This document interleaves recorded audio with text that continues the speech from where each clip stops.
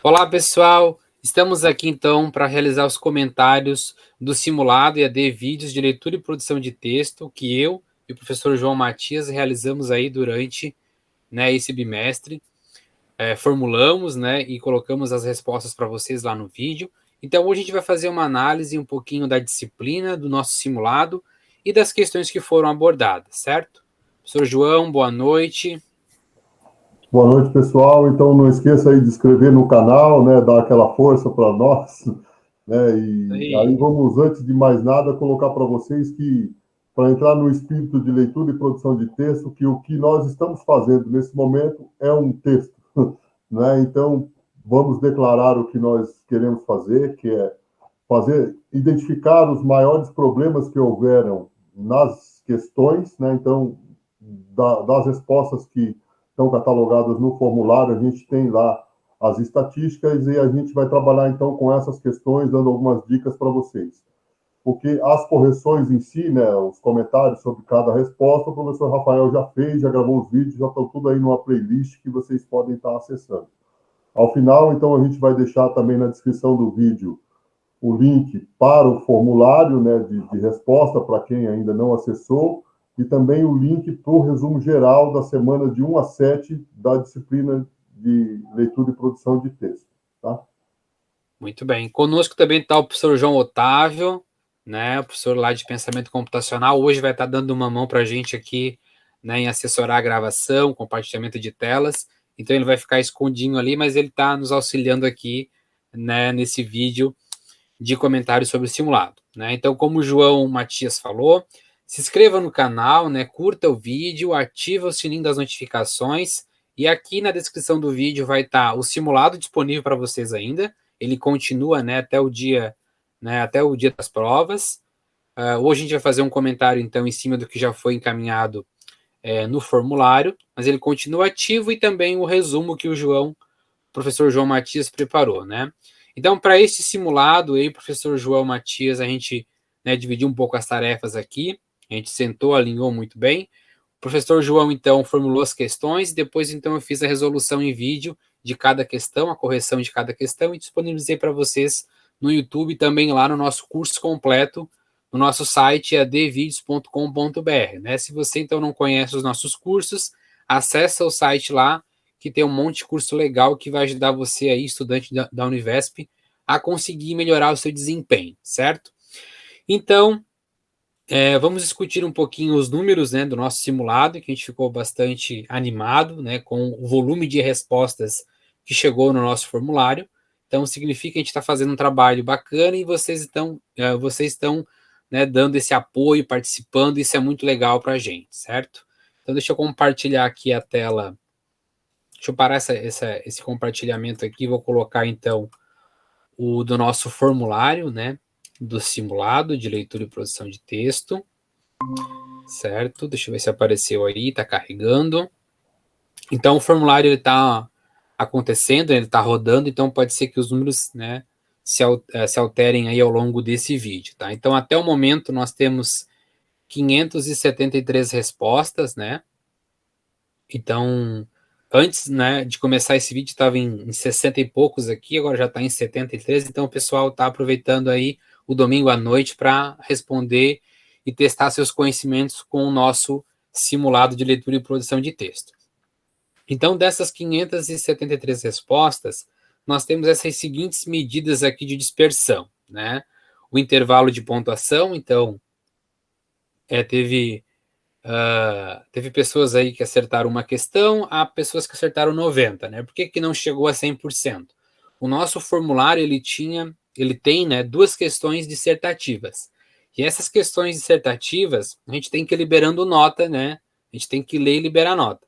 Como o volume de respostas, foi muito grande, a gente acabou, então, abandonando essa missão e deixando, então, o comentário lá do YouTube livre para a gente, de uma forma colaborativa, ir respondendo e lendo as respostas dos colegas também, para a gente construir aí uma análise melhor das questões dissertativas, tá? Então, a gente pecou nesse quesito, porque a gente não acreditou que chegaria a esse volume todo de questões. Então, a nossa média, ela vai voltar em cima de 90 pontos, certo? e não em cima de 100. Então, aqui, a média de acertos é 44 de 90. Né? Então, o que mostra mais ou menos que o pessoal acertou metade do nosso simulado, que tinha 20 questões aí. Tá? Então, se é uma nota boa, não faça você aí o seu juízo de valor. Né? A mediana chegou próximo da média, então significa que não teve muita variação.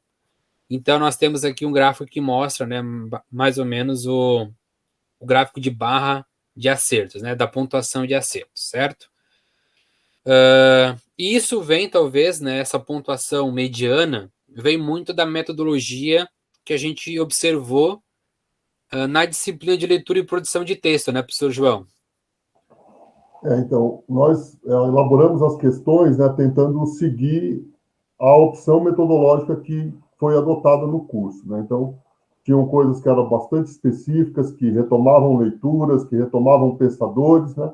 Então, a gente tentou colocar isso nas questões para que a gente pudesse ter, né, vamos dizer assim, e também a partir das questões, né, das avaliações semanais, a gente teve mais ou menos um parâmetro de qual era a opção, né, de avaliação da professora, né? E aí os alunos também puderam sentir isso ao longo das semanas.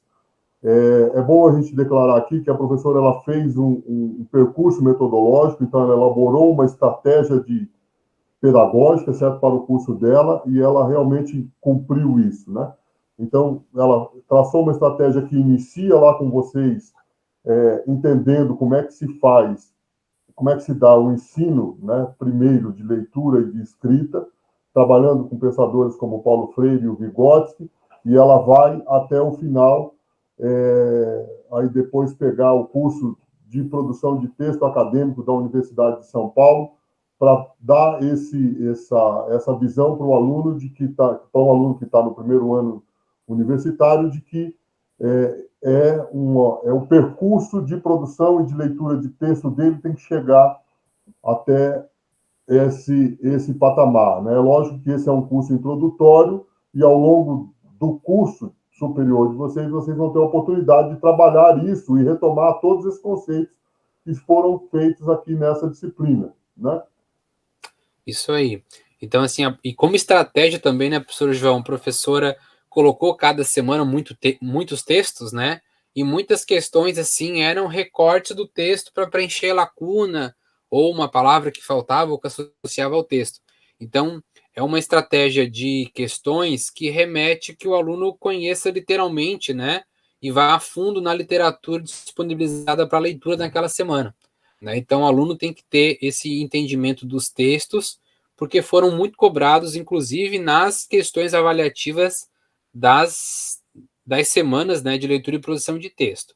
E muitas questões que nós elaboramos aí foi exatamente com esse viés, né?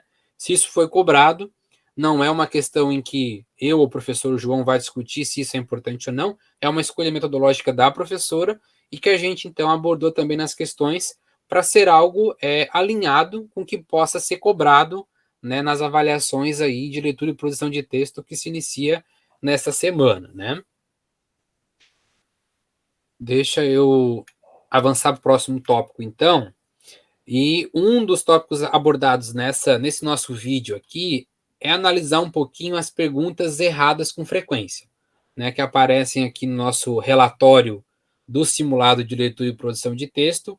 Então, algumas questões aqui ficaram abaixo, né, de 50% de acerto, e por isso foram taxadas aí com mais frequência com as perguntas erradas, né?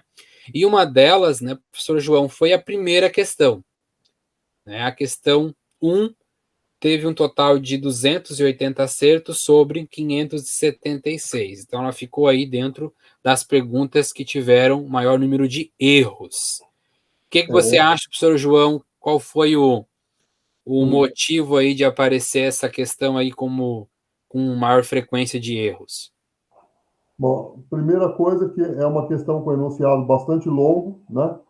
E aí o que remete a você ter que ficar lendo e relendo algumas vezes e associando coisas, né? E aí, assim, numa primeira leitura, certo? Ou numa leitura muito rápida, sem ter uma reflexão primeira, né? Então, a pessoa vai cometer um erro, né, de avaliação ali, porque está pedindo para você fazer uma comparação, uma retirada, né, desse termo e usar outro, né? E aí, assim, a pergunta número 2, ela já não teve tantos erros, né? E a pergunta número 2, ela remetia ao texto de novo.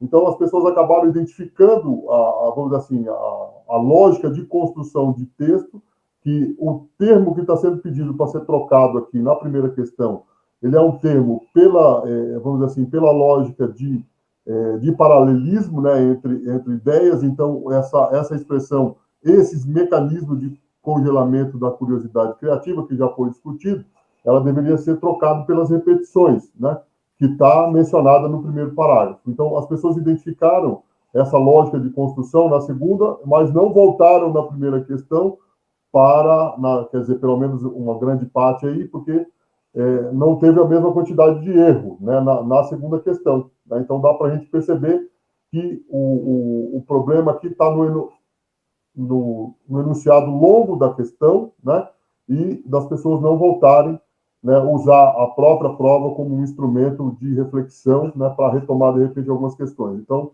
uma sugestão que a gente tem, na hora que vocês estiverem fazendo a prova de vocês, e aí, vamos dizer assim, foram várias questões ao longo da semana que os textos eram grandes, né, tinham muitas comparações e coisas de você fazer relacionamento, né, então isso exige, né, um esforço mental ali de você estar avaliando com maior cuidado. Tá? Então, essa é uma dica para uma questão desse tipo, para vocês não errarem, né, na hora da prova, que vai estar valendo mesmo. Né? Isso. Outra questão também que eu acho que contribuiu nessa questão é que, assim, o termo que deveria ser trocado, né, é todo esse termo em negrito aqui, entre aspas, né? Esses mecanismos de congelamento da curiosidade. E como as alternativas, né, elas tinham esse pronome demonstrativo, essas repetições, essas produções, esses contextos, o pessoal achou que, na verdade, deveria substituir apenas esse termo aqui, né? Esses mecanismos. Mas não, é o termo completo que deveria ser substituído por alguma dessas alternativas. Então, para muitos não fazia sentido trocar a palavra só mecanismo por repetição. Mas é que a ideia principal é que esses mecanismos de congelamento de curiosidade, que mecanismos são esses? As repetições que aparecem nos textos, né? De pegar a ideia do autor e repeti-la reescrevendo de uma maneira talvez não tão original. Então era esse texto, era essa expressão inteira, né, que deveria ser substituída e não as palavras esses mecanismos, né? Então pode ser que muitos tenham errado por esse sentido aí também, né? E lembra que a questão fala, né, a expressão em negrito. Então a expressão em negrito é toda essa expressão que aparece aqui, certo? Embora ela tenha aparecido, né, com maior taxa de acerto, assim como outras, só que as taxas de erro ficaram muito distribuídas nas outras questões, né, nas outras alternativas, o que ocasionou, então, que ela tivesse, então, essa taxação de ser uma questão que apareceu com maior frequência os erros, né? É que deu quase 50%, né, Isso. de erro. Né? Esse é o corte, né? Deixa eu voltar lá para a pergunta de novo. Já viram que já aumentaram mais duas, né? A outra questão que apareceu foi a questão 7, né? A questão 7, que é uma questão a respeito, então, dos teóricos estudados, né, na semana. Todos esses foram abordados e e a gente ficou contente em analisar, e o professor João, essa questão, porque os três teóricos, né, que mais foram assinalados nessa questão foram, de fato, os teóricos que mais foi falado, né, mais foi contemplado nos estudos de leitura e produção de texto, que foi o suíço Ferdinand de Saussure, o Bakhtin e o Vygotsky, né? Então, quando fala a respeito de linguagem, certamente seria um desses três teóricos aí que seriam abordados. Lembrando que Ferdinand de Saussure ele trata, né, a linguagem de um cunho muito semiótico, né, de relacionar o significado com o significante, e o Bakhtin trata exatamente o que a questão 7 abordou, que a linguagem é, portanto, de natureza sócio-ideológica. E Vygotsky trabalha a linguagem como sendo algo necessário para a interação. Por isso que os estudos de Vygotsky, né, se relacionam com o sócio-interacionismo. Tá? Então, essa é uma das questões que também apareceu com maior erro no nosso gabarito. Algum comentário aí, professor? Na, com relação a essa, está perfeito aí, Rafael. Vamos para o próximo aí. Vamos para o próximo, então. Outra questão... Não, essa não foi não, né? Foi... Deixa eu voltar aqui de novo. É porque ela aparece em sequência, mas acho que a questão 8 não foi não. Deixa eu voltar aqui. Ó, teve mais uma resposta que apareceu aí. Foi a questão 8, né? A questão 8 também teve maior erro. A questão 8 é uma questão típica de que apareceu nas semanas, né, professor? De ter várias sentenças e associar, né, Isso. com a descrição de cada sentença. O que tu pode falar sobre essa daí? Aqui tinha que estar mesmo por dentro do significado aí do que é atividade linguística, o que é atividade epilinguística, metalinguística, né, da forma como foi estabelecido ao longo das semanas lá, né? E aqui, aqui você consegue descer um pouco aqui para ver como eles responderam, como é que está a taxa dos outros? Claro, claro. Aqui, vai. Porque assim, o relacionamento entre as alternativas, o Rafael já estabeleceu, né? Uma lógica Isso. que você empregaria ali para chegar na resposta correta, né? Agora, por que de repente você vem, assim, ó, você tem uma taxa muito grande, por exemplo, aqui no item C, por exemplo, né, que de repente é alguma confusão que se faz entre os termos. E aí, para isso, né, então, é um chamamento, né, é lógico, então, ler os resumos é uma situação interessante, porque é preciso conhecer, não só ler os resumos, mas, de repente, ter tomado, pelo menos, contato com os textos e as ideias para você ter aquilo ali um pouco mais fresco na cabeça para poder relacionar de acordo, né? Porque só pela lógica, de repente, a gente não chega, né? Sim. No que Não, precisa. essa é uma questão que a gente discute, né, João? Dessa linha metodológica talvez um pouco, eu não vou dizer tradicional, né, mas no sentido de que eu vou cobrar definições específicas no texto em que foi dado para a leitura. A questão 8 é exatamente isso, né? Atividade linguística, epilinguística, metalinguística, questões associadas em texto e que a gente tem que saber o significado para poder responder. Então é uma questão realmente que necessita do conhecimento prévio, não é uma questão interpretativa, é uma questão realmente que eu tenho que saber, né, o que cada uma dessas definições são e associar elas corretamente, né, ali nas alternativas apresentadas, tá?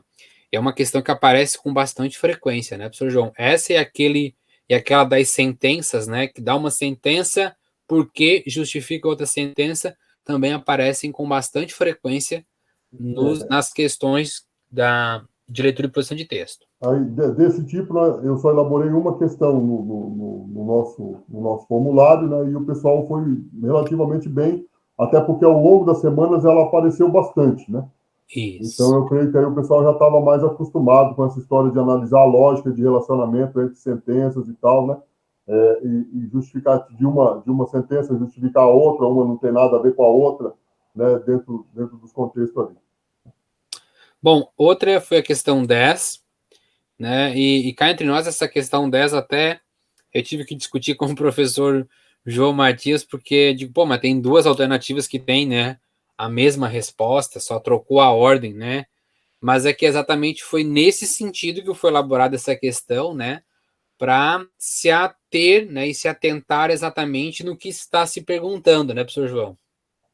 Aqui nós até discutimos se não caberia colocar uma palavra respectivamente, mas é que a questão está assim, olha, os discursos estruturam e as palavras suportam, né? E isso aparecia, né, no texto que foi usado como referência, né? Então ele não fazia essa inversão, né? Então em nenhum momento havia essa inversão. Então era na ordem que aparece quem é que estrutura e quem é que suporta nessa ordem que está assim. Então o que pode estruturar e suportar a tese de que o maior poder é o que reina sobre os ânimos, né? É. Então Isso. aí isso está num pensador, né? Uhum. E o interessante, né, é que realmente, né, as duas alternativas que tem, né, a combinação da resposta correta foram as mais assinaladas, né? Só que realmente a gente tem que se preocupar com essa parte aqui inicial, né? O que estrutura e o que suporta. Falando em estrutura, é o discurso, e o que suporta são as palavras, tá? Então, a alternativa correta nesse caso seria a última. Sim, é bom ressaltar nesse ponto, certo? Que assim, questões objetivas, né? Que eles chamam isso de questões objetivas, são essas que têm alternativas. Elas todas, né? Todo elaborador de questões objetivas, ele coloca o que se chama de distratores, que são coisas que eventualmente levariam o sujeito desatento ao erro, né? Então, assim, então tem palavrinhas-chave como respectivamente ou a ordem, né, de repente, de termos, né? Isso leva realmente a erros e se usa essa técnica em concursos, em vestibulares e em avaliações, né, já que a prova vai ter também, né, as semanas são avaliadas com questões objetivas e a prova também vai ter questões objetivas. Então, isso é importante a gente ressaltar e estar atento, né, a esse recurso, né, de montagem de questões para a gente não cair no erro, né? Isso aí. Vamos para a próxima aqui, então. Seguindo, foi a questão 11, né? A questão 11 tinha até uma dica, né, no próprio texto que foi retirada a pergunta. Se o pessoal aí mais ligado se atentou a essa questão, conseguiria tirar de letra essa questão, tá? A questão 11, ela tem, digamos assim, dois distratores, digamos assim, como o professor João falou, né? Que a alternativa que deveria ser assinalada é a alternativa incorreta. Tá? Então a gente acha que o pessoal não leu, né? Os 37% aqui não conseguiram ler que era a alternativa incorreta, porque se fosse a alternativa correta, seria a palavra incorporar, que é o que aparece no texto. Mas devido a esse detalhezinho aí que o pessoal não percebeu qual palavra não poderia ser colocada, era a palavra valorizar. Então, aí, e essa questão no meio de uma avaliação, né? Você vem lá que, em geral, certo? Na maior parte das vezes, você coloca, escolha a alternativa correta, né? Então, podemos afirmar que, então, você está sempre procurando o que positiva, né? A situação. E quando você muda, né, essa palavrinha win lá na frente, a maior parte das vezes a distração acaba pegando o sujeito, né? Que foi o que aconteceu aqui. Né? Aí vocês podem ver que a resposta ali dos corretos acaba ultrapassando, né, os que marcaram que realmente tinha que ser que era o incorreto. Né? Sim. E o incorreto, né, poderia até ser visto no texto, né? Porque o título do texto fala nem respeitar nem valorizar. Então, o que não poderia ser colocado era a palavra valorizar, porque já tinha no texto, né? É claro que o texto pode usar de um título fantasioso, mas assim, seria já uma dica para se eu não soubesse, né? Ou se eu não cheguei a ler o texto, seria um indicativo bem importante para assinalar a alternativa valorizar, que é a incorreta, que é a correta do exercício, né? Então, tem essa questão aí. Vamos para a próxima, questão 11 já foi falado, a questão 12, né? Como eu disse para vocês, aquelas questões em que tem que preencher lacuna, que são as questões retiradas exatamente do texto, né? Então, quem não lê os textos vai ter muita dificuldade em responder questões como essa daí, certo? Essa é algum comentário, professor João? Então, esse é um texto de referência, né, essa Koch, né, uma das linguistas aqui da, da escola e da FEFEREST da USP, né, e, e aqui a questão, né, eu creio que ela remete um pouquinho àquela questão do sociocognitivo, né, então, de repente você conseguia fazer a associação aqui, né, Sim, na fala dela para chegar na resposta certa. Então, de repente, na leitura da questão, você acaba tendo alguns indicativos, né, de para onde é que você vai, né? sim. E também, né, Koch e Elias, eles remetem muito, os autores, remetem muito aos estudos de Vygotsky, né? Então, assim, a gente tem que encontrar também as respostas por tabela, né? Se o autor fala muito de Vygotsky tem uma ideia socio-interacionista, socio-cognitiva, então as ideias dos autores são semelhantes à do autor referência, né? Então, tem que ficar ligado também nessas questões, né? Porque Koch e Elias são autores que referenciam outros autores linguistas, né? Ou que estudam, né, a linguagem.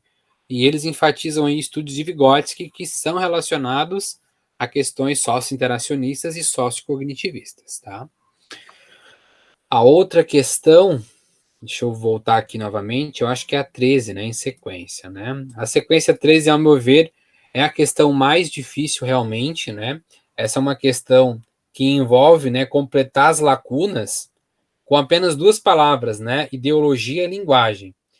E fica realmente bem complicado de você tentar ler cada sentença substituindo qualquer uma das palavras, porque parece que as duas palavras dão sentido à frase, né? Então, esse é um exercício que retira de um texto lá da semana 6, né, professor João? Retirado lá da semana 6, em que a gente tem que ter conhecimento do que está escrito ali no texto, realmente, para poder preencher essas lacunas aí. Aí, aquele apontamento que você fez só a partir da terceira, né? Que você conseguiu desvendar, né? O caso e matar a charada, né? Isso. Daí, assim, eu também, no vídeo, Isso no vídeo de está no resolução, vídeo. né, É. que tá lá no YouTube, lá, eu desvendei essa charada começando pela sentença 3, né? Porque quando a gente fala em análise do discurso, a gente sempre pensa primeiro na linguagem. Então, a análise de discurso se trabalha nos processos de constituição da linguagem e da ideologia, né? Então, foi essa charada que eu matei primeiro, né, para poder eliminar as questões que não traziam essas duas palavras na ordem que deveriam aparecer nas respostas, e ajudou, então, depois a completar as demais, tá? Mas cabe aí uma revisão desse texto, do texto em que foi retirada essa questão 13, para ter bem consolidado, né, essa questão da ideologia e da linguagem. Mais algum comentário aqui, professor João? Posso avançar para a próxima? Não, pode avançar aí, rapaz. Tá, então vamos lá. Questão 15 e a questão 20, né? Então vamos lá matar as duas já para poder ir para as dissertativas. Questão 15, né, é uma questão que remete às ferramentas de compreensão, e a questão 15 está muito ligada à questão 14, né? Que a questão 14 é que falava do que agrega as competências leitoras e escritoras. Então, quando se fala de compreensão, perpassa nessas duas habilidades de ler e escrever. Então, não está desassociado, né, ou dicotomizado as competências leitor e escritoras das competências das ferramentas de compreensão. Então, uma dica que eu dei lá nos vídeos é que essas competências de leitura e escrita também têm que estar nas ferramentas de compreensão, tá?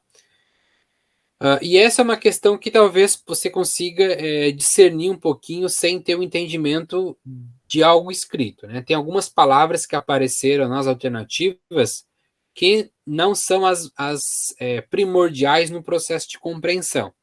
Então você consegue aí estruturar uma lógica entre as palavras e tudo isso está discutido lá no videozinho que eu gravei para vocês da questão 15, certo? Mas essa questão também, a maioria, né, dos que responderam acertaram, só que os errados, né, a soma dos equivocados aí superou mais que 50%, por isso que ela apareceu aí como uma das questões que teve mais erro. E a outra questão, qual era, professor? Que eu já esqueci. A 20, né? Era 20, é. 20. Mas a 20 é aquela que tinha o erro, né? Mas ainda assim, depois, na verdade, ficou como eu. Na hora que eu coloquei as alternativas, o formulário bugou e ele colocou mais do que 5 alternativas. Entendi. Aparecia 5 e lá tinha, na hora que você via as respostas, tinha mais do que 5. Aí, para tentar resolver esse problema, para a gente poder ter um feedback do que estava acontecendo com essa questão, eu tive Sim. que apagar as alternativas e colocar de novo. No momento que você apaga, todos aqueles que tinham respondido antes, a gente perdeu a informação. Mas, de qualquer maneira, agora, com a quantidade de pessoas que está registrado para ela, que é um pouco menos aí do que 30% desse número de gente que está respondendo até agora, então você tem que o pessoal está conseguindo ali, na grande maioria, chegar no nível 2, né? Que é o nível 2 de informatividade, que é o almejado para as comunicações cotidianas. Mas não só nas comunicações cotidianas, eles falam ao longo dos textos lá, Sim, que é assim, que você tem que chegar, não é para ser um nível muito elementar e nem para ser um nível hard ou um nível mais específico do meio acadêmico, né? sim, Então tem que ter esse nível 2 aí como almejado para a comunicação, né? sim. E é assim, né? Eu vou dar agora a minha visão e depois o professor comenta aí as questões que, ou pelo menos as temáticas que acha que vai certamente cair uma questão.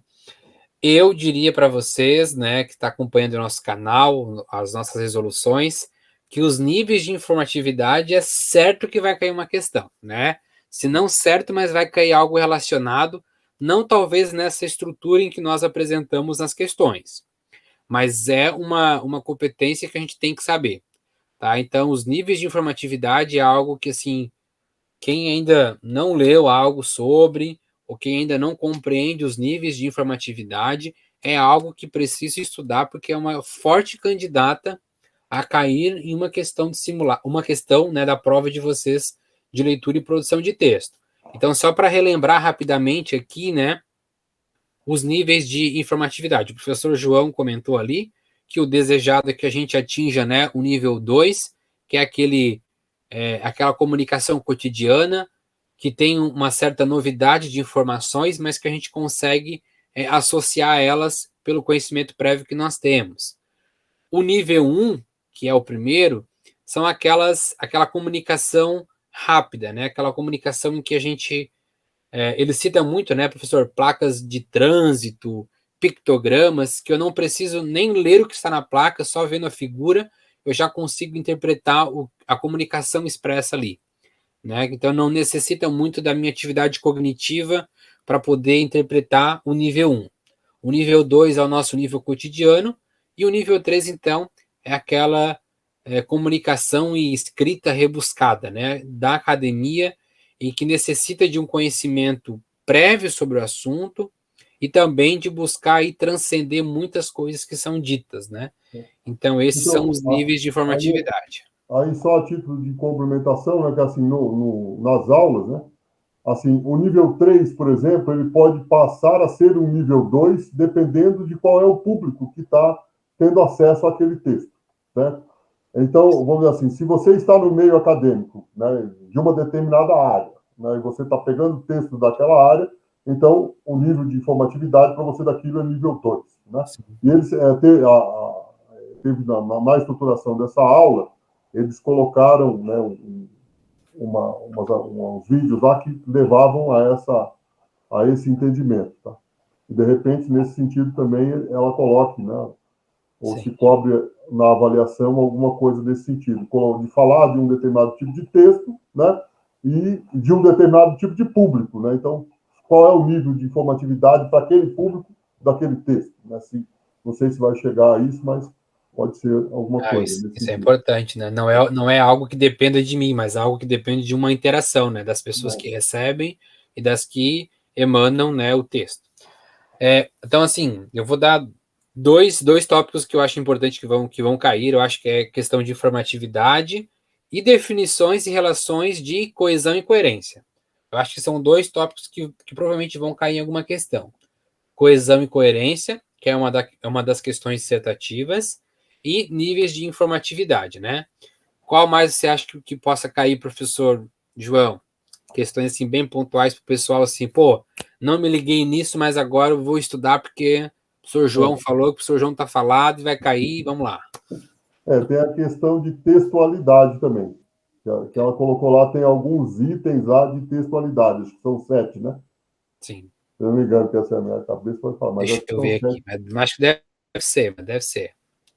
Que está dentro da coesão e coerência que eu falei, né? São os dois primeiros parâmetros da textualidade, segundo Balgrande e Bakhtin, né? Se eu não estou enganado.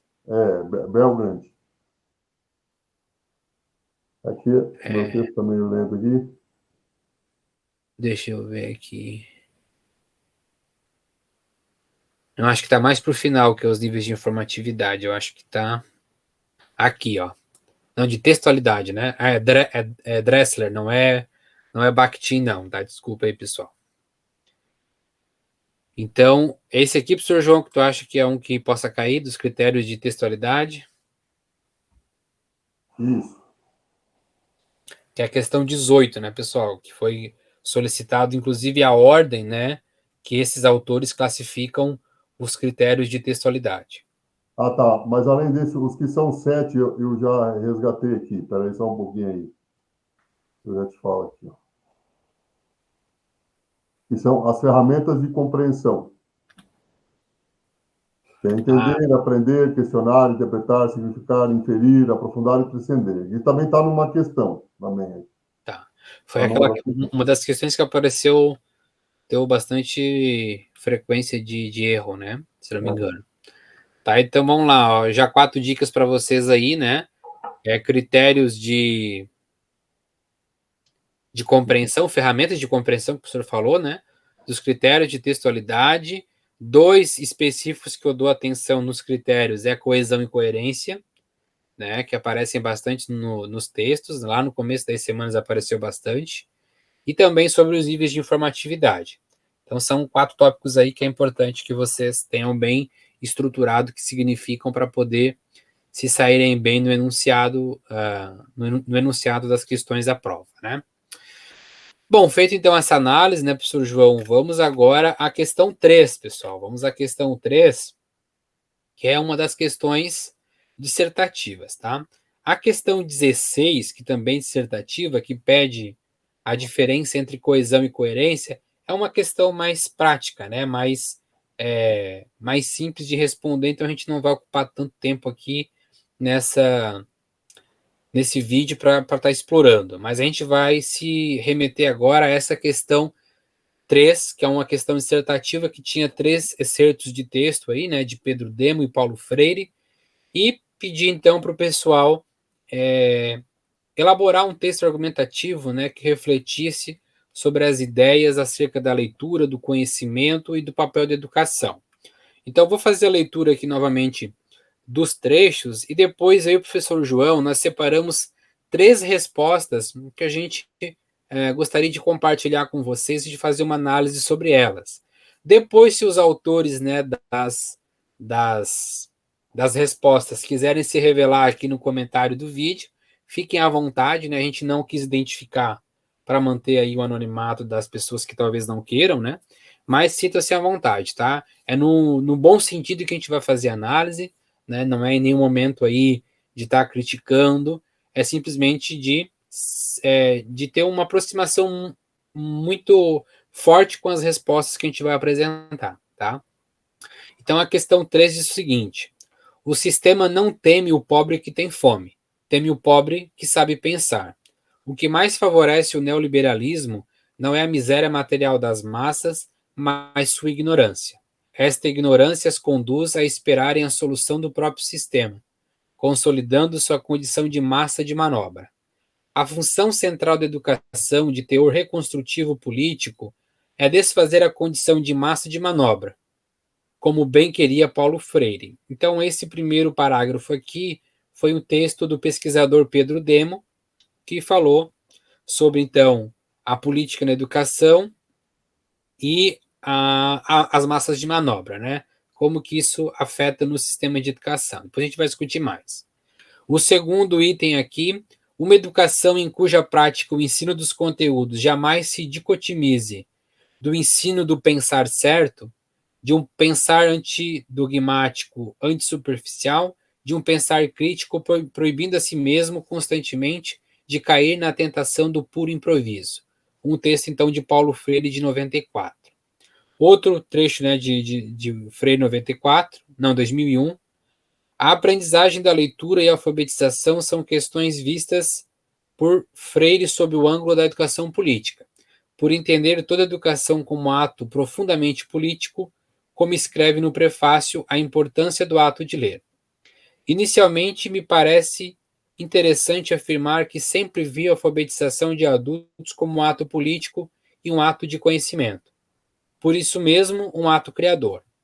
Assim, descarta a possibilidade de uma educação neutra e enfatiza a necessidade de uma compreensão crítica do ato de ler.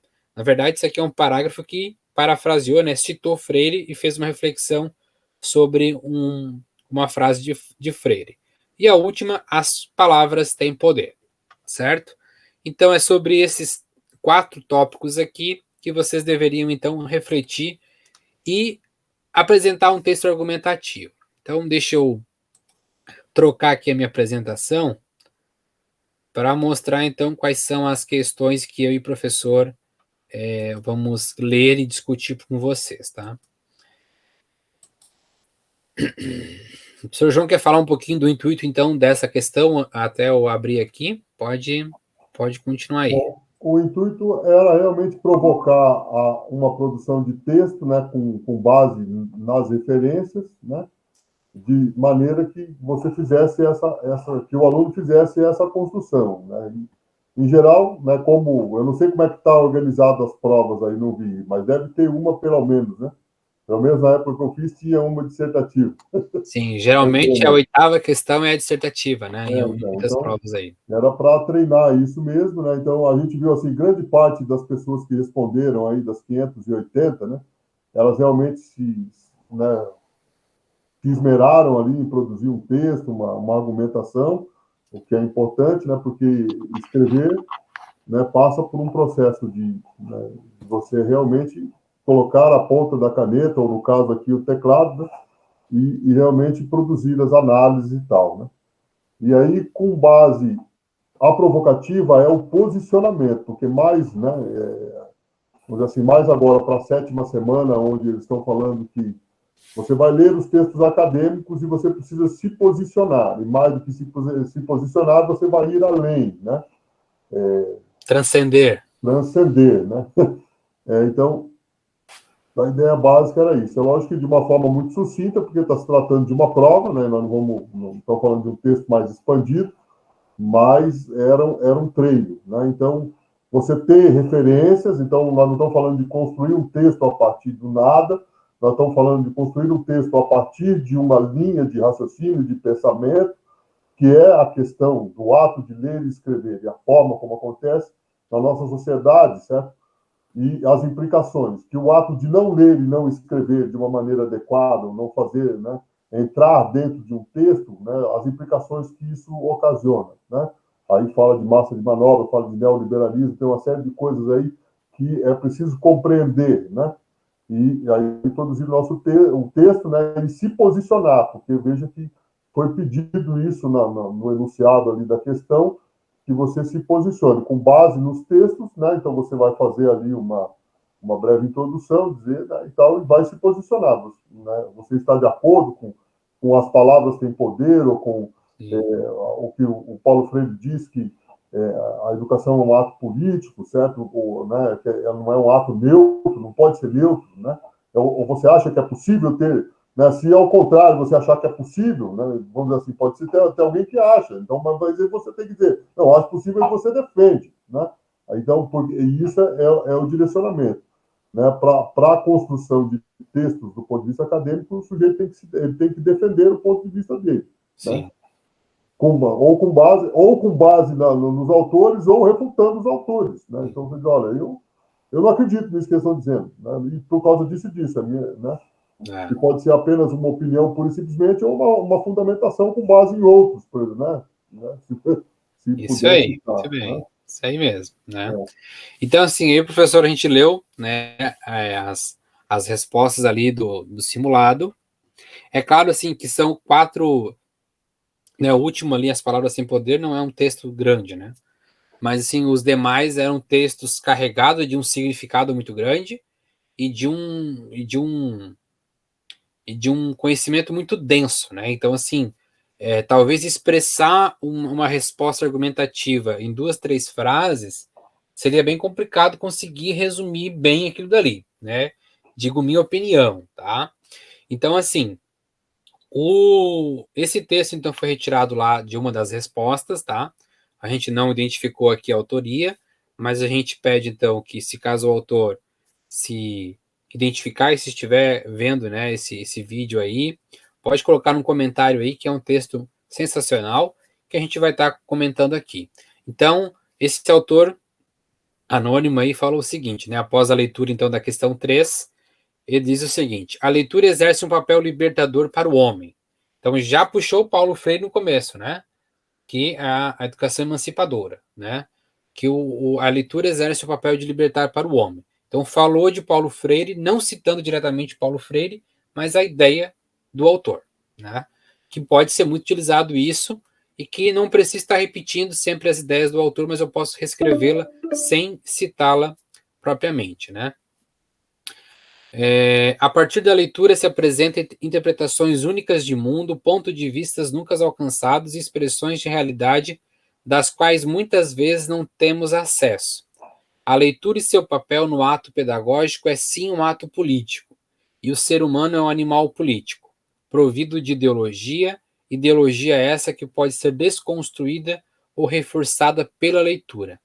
A educação, para exercer corretamente seu papel em iluminar o indivíduo e libertá-lo de uma opressão corporativista, precisa trazer o homem pelas mãos, apresentando-lhe a palavra mundo em palavras e termos que lhe são naturais, de maneira simples e acolhedora. A educação suportada pela leitura consistente, abrangente, em contexto local é capaz de criar a musculatura mental que permite ao homem se libertar de opressões, identificar opressores muitas vezes escondidos em sorrisos fáceis, entender a realidade em que está inserido e por fim modificá-la. Esse é o poder da leitura e esse é o seu papel na educação. E aí, professor João, belo texto.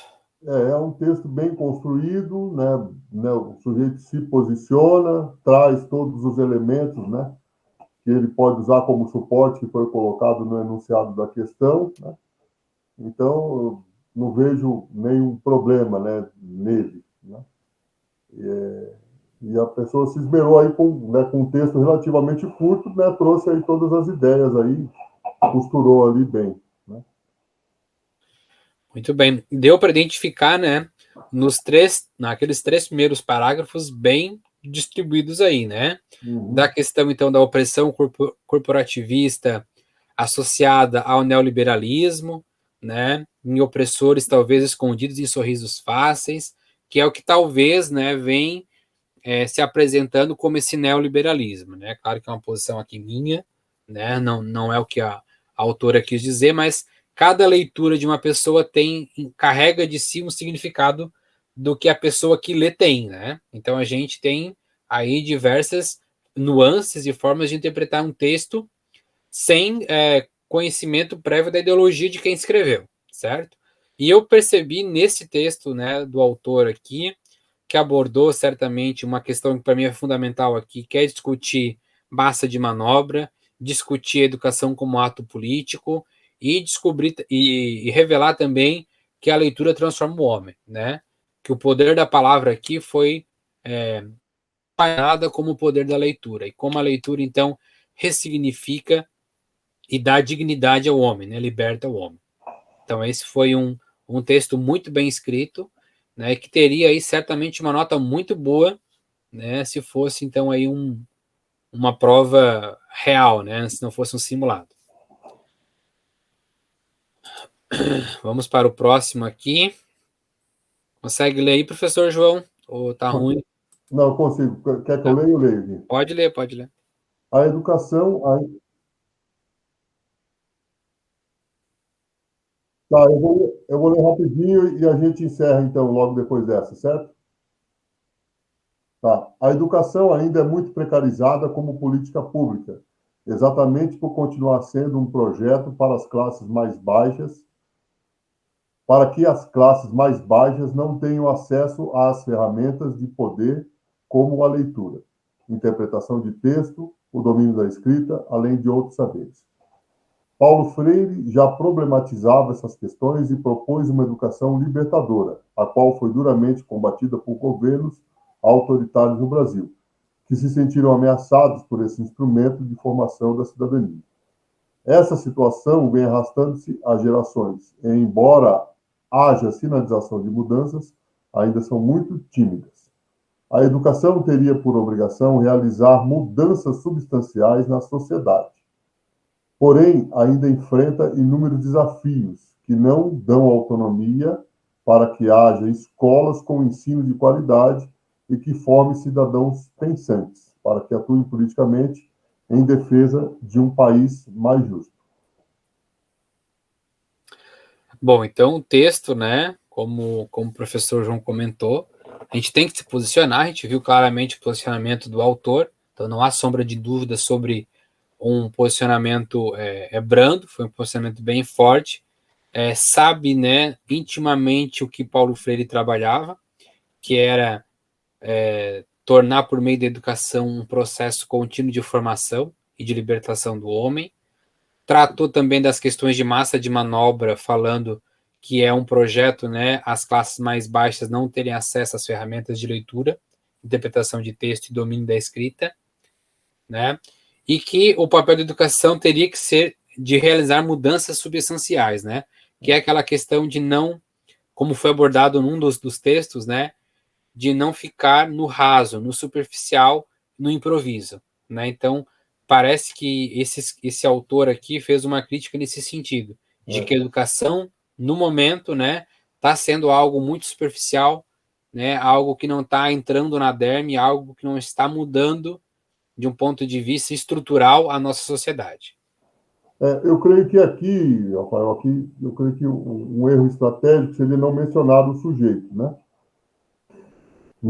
Porque ele coloca ela, né, ou ele, né, coloca a educação, né, como responsável ou como obrigatoriedade de fazer mudanças, quando é assim, é o processo educacional sobre o sujeito, né, e os sujeitos educados é que, né, transformam a sociedade, porque a sociedade, no final das contas, é constituída de pessoas, né? Ah, entendi. Então, de repente, então, colocar essa personificação, né, porque o Paulo Freire também fazia isso, né, ele trazia essa questão do sujeito.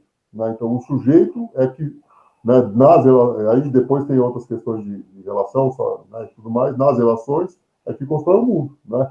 Né? A partir daí, ou constrói né, a sua personalidade social, né, e tudo mais. Sim. Então, eu creio que, de repente, é lógico que o texto ali era curto, né, mas dentro do formulário tinha espaço, o sujeito poderia escrever 2 páginas, mas aí, de repente, poderia deixar isso claro, né? Então, uma dica, porque isso durante o curso, né, de leitura e produção de texto, foi falado dessa questão de tem coisas que você pode omitir, certo? Tem coisas que não, né? Aí, Sim. e omitir essa questão do sujeito nessa, além de não trazer, né, a questão do pensador que está por trás, que ela usou muito bem, Sim. né? Ela acaba prejudicando um pouco, né, o texto, né, como análise, né? Tu sabe que eu prestei bastante atenção nessa questão do sujeito que tu falou aí, e como ela não utilizou a palavra educação com letra maiúscula, né? Porque quando a gente fala educação com esse E maiúsculo, a gente dá um outro sentido. Eu acho que aí, nesse sentido, ela quis dizer educação como sendo o conjunto de pessoas que se responsabilizam por dar andamento na educação, né? Foi o que eu entendi, né? Que seriam todos envolvidos no processo de educação, seja governo, seja escola, seja professor, seja aluno, né? Mas é Mas uma boa reflexão, não tinha pensado nisso. é um exercício, né? Porque, inclusive, eles chamam a atenção para isso, e isso é uma coisa que eu também estou fazendo, né? Porque é bom que se diga, Rafael, que nós não somos, né? Apesar de termos construído isso aqui, nós somos, né, de uma área um pouco diferente, né? Né? Mas fizemos aí o nosso papel. Esperamos ter colaborado com vocês, né? Que o Sim. nosso simulado tenha ajudado, que ajude também lá na prova, que seja esclarecedor, né? Que, né, vamos dizer assim, vocês passem pela prova sem muitos sobressaltos, né?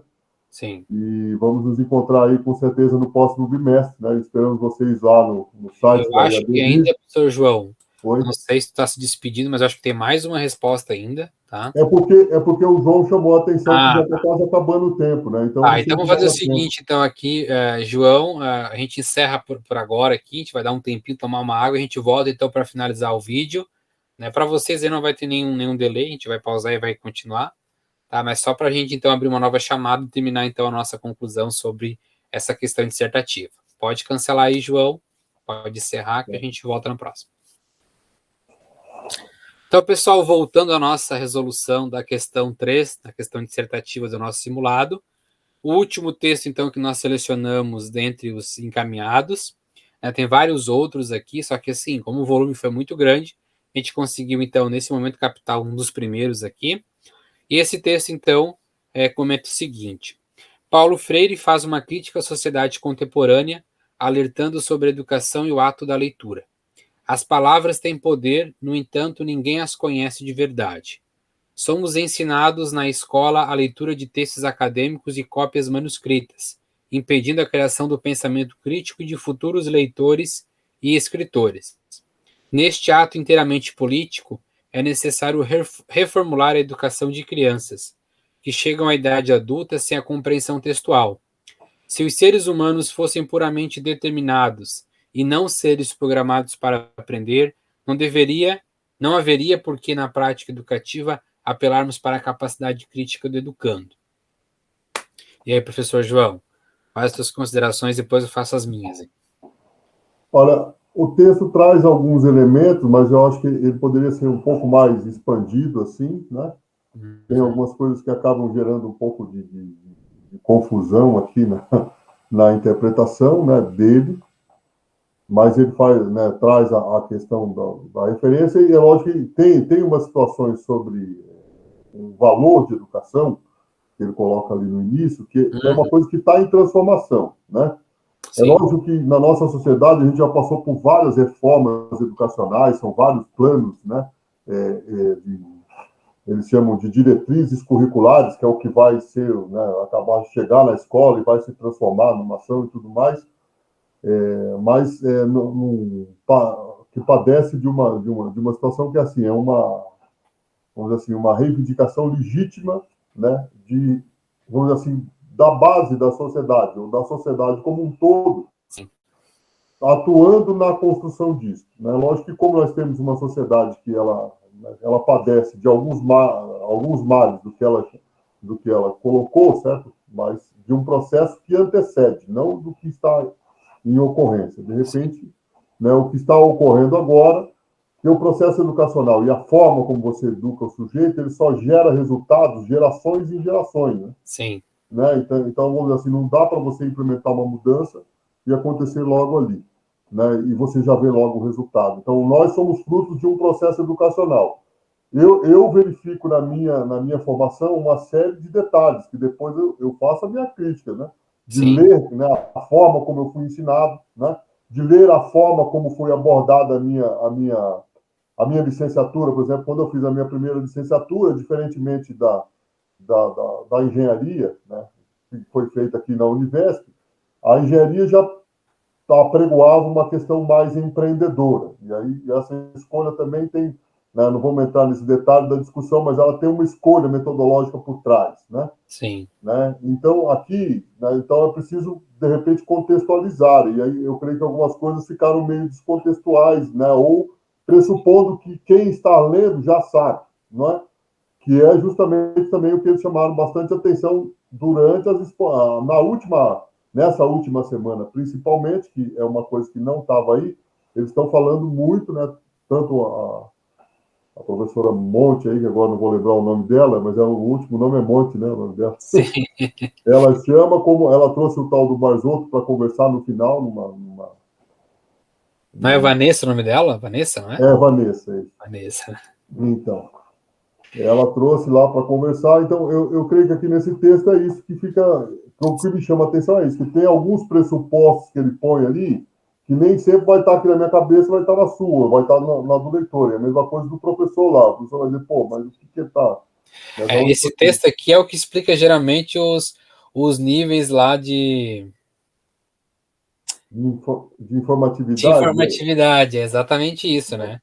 Porque, assim, se quem não tem, talvez, um domínio da pessoa que escreveu esse texto, talvez conceba essa escrita como sendo algo até de um cunho acadêmico, né? Eu, sinceramente, assim, né, professor, a gente tem que ficar, assim, muito dividido, né? É. Eu gostei muito do texto, porque, para mim, sintetizou muito a ideia do que Paulo Freire pregava, né? Hum. Claro que foge um pouquinho dos parágrafos que foram enunciados para compor o texto argumentativo. né? Mas eu achei que explicou de certa forma, né, o poder que a leitura tem, né, e que ninguém as conhece. Eu acho que é exatamente o que fala da massa de manobra, né, que é um projeto não educar as crianças porque vão utilizar elas como massa de manobra nesse sentido. Eu acho que Não. foi de uma maneira Então, muito. mas e o tempo aqui? Você concorda com o tempo, por exemplo, aqui, ó, quando ele coloca nessa frase, nós somos ensinados nas escolas, né?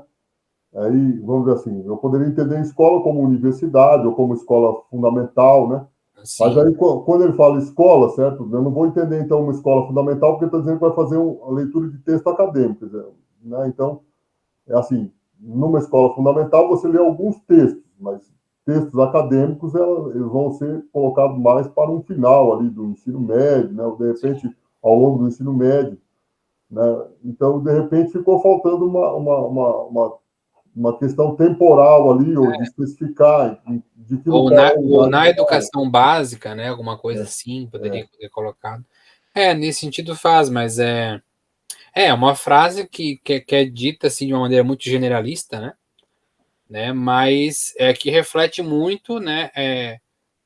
O que vem naquele texto de Paulo Freire, né? Do ensino superficial, raso, descontextualizado, né? Eu consegui entender, né? Talvez pela minha vivência de professor de educação básica e também de ensino superior, o que foi pretendido com essa frase, né? Claro que daí tem as textualidades que tem como a gente melhorar um texto aí, mas eu achei muito bacana, né? E a última frase para mim foi sensacional.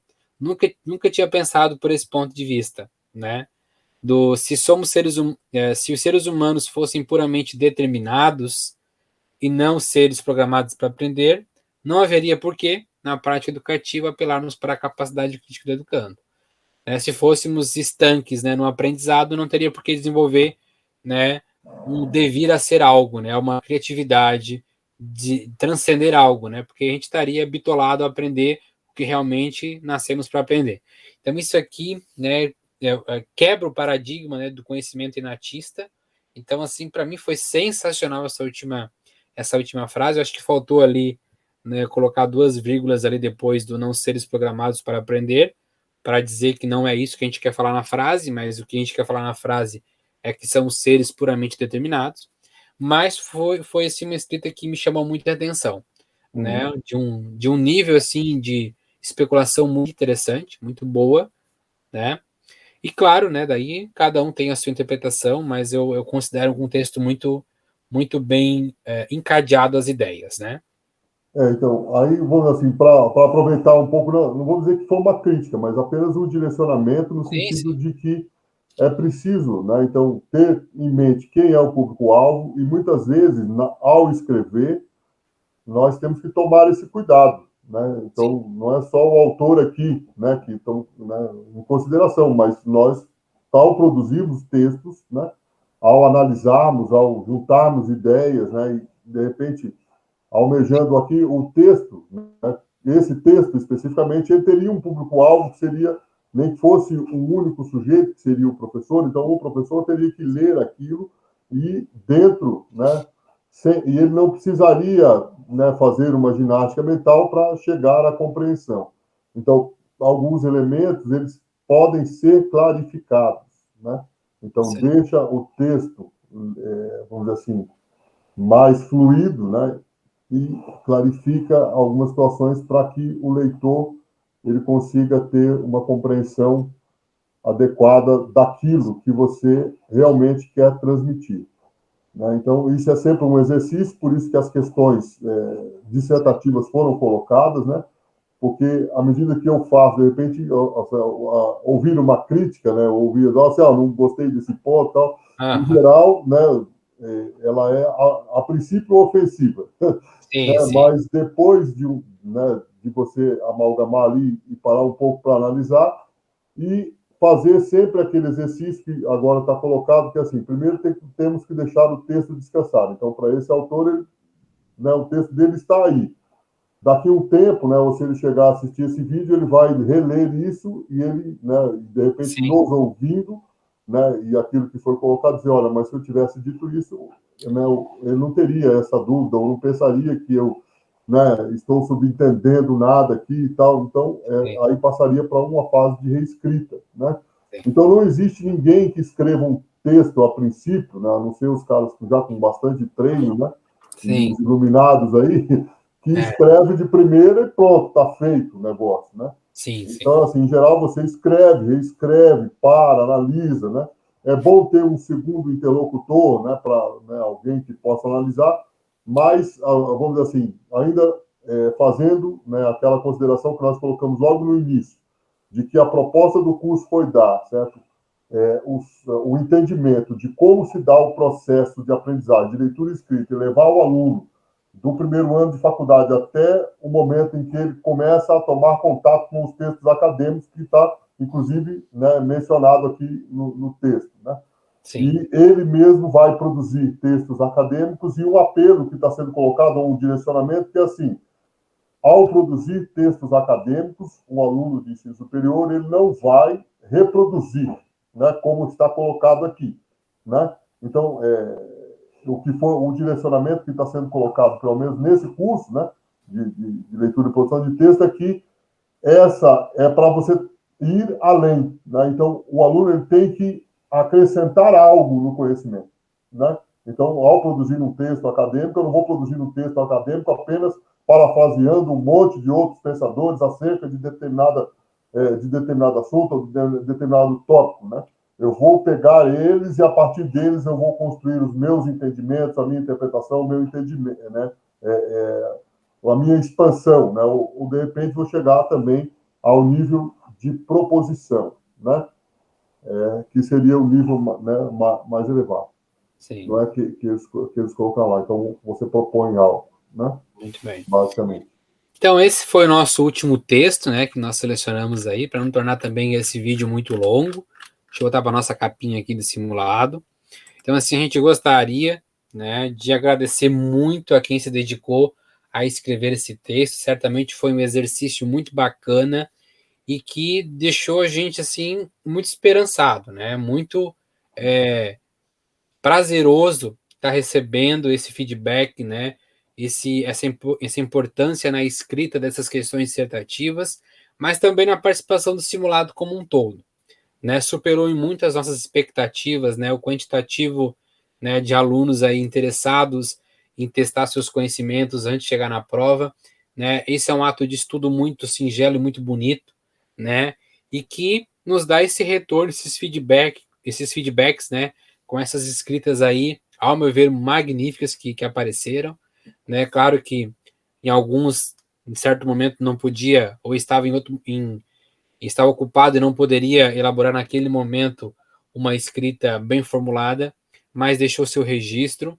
A gente tem muito a agradecer a participação de vocês nesse simulado, né? Assista os nossos vídeos, né, com a resolução, acesse o nosso curso lá no eadvideos.com.br, acesse os resumos que o professor João Matias preparou, que ficaram muito bons, estão recebendo muitos elogios lá na plataforma.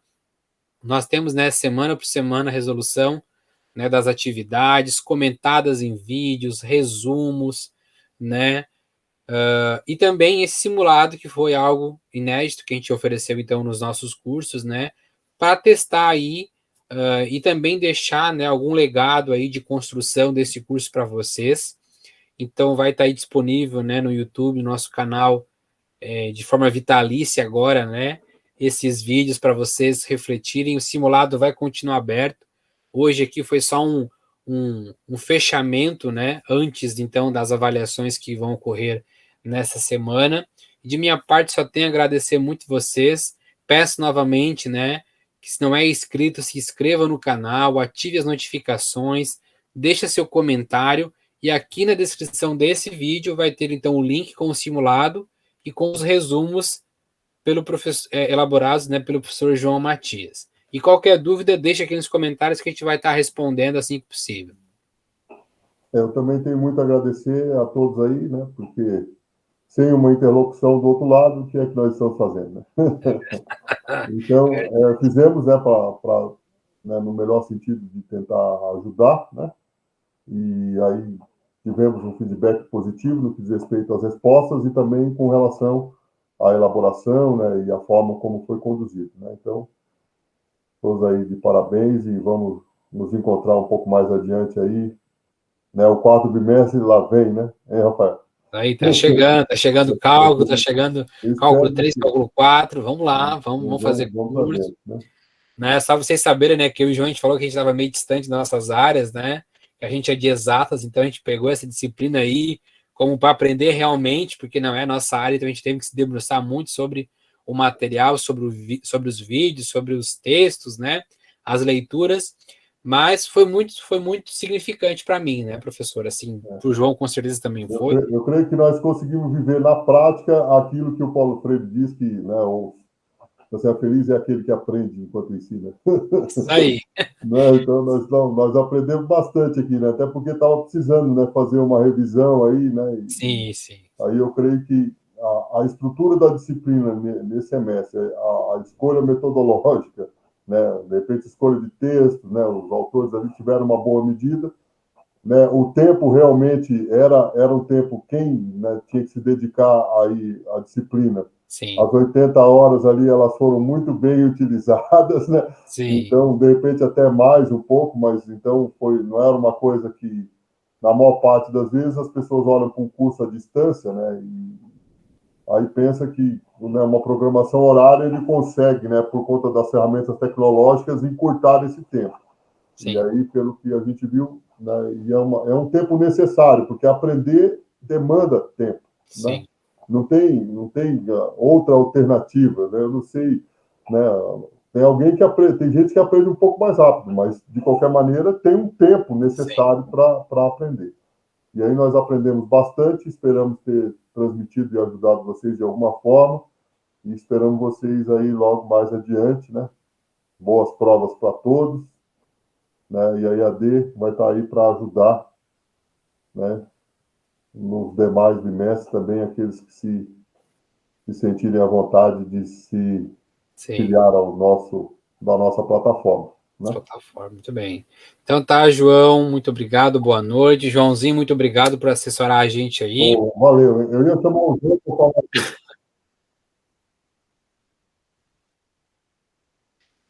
Aí, Tá? Até eu tenho isso. que me inscrever nesse canal, porque eu não estou lá ainda. É novinho, né? A gente tem que escrever também, tá? É, Mas no, na descrição desse vídeo vai ter então todas as nossas redes sociais, então dá uma passadinha lá, se inscreva. E a nossa plataforma também, que é a principal, né? eadvideos.com.br, onde tem os cursos, então, para você adquirir. E tá acompanhando aí semanalmente, junto comigo, com o João Otávio, e com o Joel, a resolução, então, e a discussão das disciplinas. Então, um forte abraço e até o próximo vídeo. Tchau, pessoal! valeu.